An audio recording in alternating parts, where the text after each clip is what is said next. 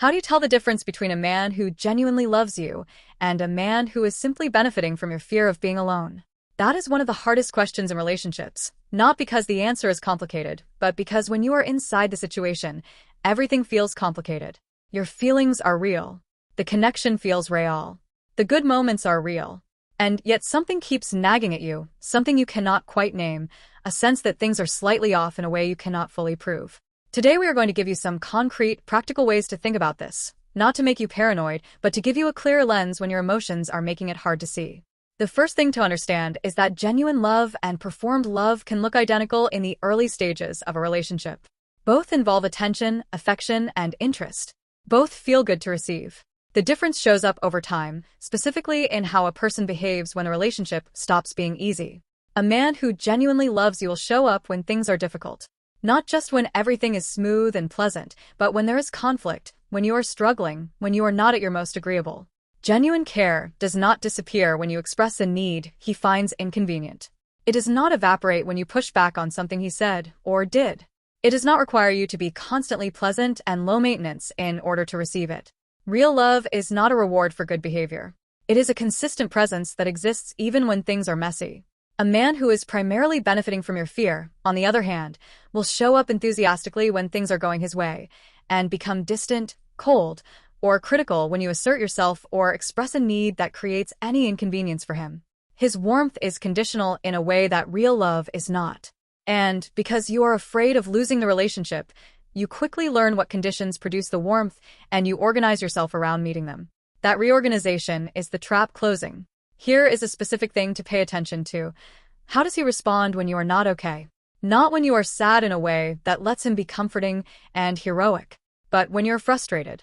When you are angry, when you are struggling with something he may have contributed to. Does he stay present and engage honestly?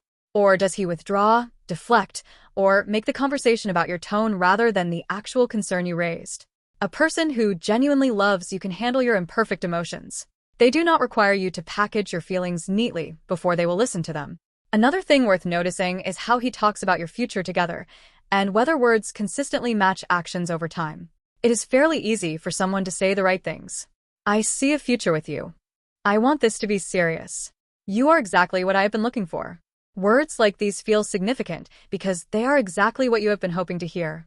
But words that are never followed by consistent action are just noise. Action means priorities, how he actually spends his time, his energy, his attention. Does he make choices that reflect a person who is genuinely investing in a shared future? Or is there a consistent gap between what he says and what he actually does? There is also the question of what he does with your vulnerability. Every close relationship involves moments of vulnerability, times when you share something difficult about yourself, something you are afraid of, something painful from your past. A person who loves you holds those things carefully. They do not use them. A person who is taking advantage of your fear might, consciously or not, use your vulnerabilities to manage you. If you once told him you are afraid of being alone, and that fear later gets referenced, subtly or directly, in moments of conflict, that is something to pay attention to. Your vulnerabilities are not leverage. Anyone who treats them as such is not someone you are safe with. Finally, pay attention to how you feel about yourself in this relationship over time. Not in the beginning. The beginning is not a reliable indicator of anything. But after 6 months, after a year, do you feel more like yourself? More confident? More free? Or do you feel smaller than you were? More careful about what you say? More anxious than you used to be? More uncertain about your own perceptions? Healthy relationships, even imperfect ones, should generally move you toward a stronger, clearer version of yourself.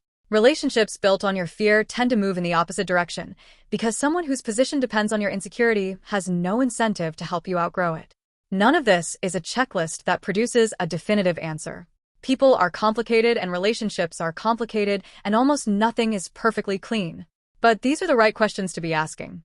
And if you ask them honestly, and the answers keep pointing in the same uncomfortable direction, it is worth taking that seriously, even if it is painful, even if the timing feels terrible, even if the fear of being alone is screaming at you to look away. Thanks for watching. Please subscribe for Japanese and Korean language learning content, fun ESL class stories, sometimes even the toxic ones, plus videos about pets, plants, and anything interesting I discover in my daily life.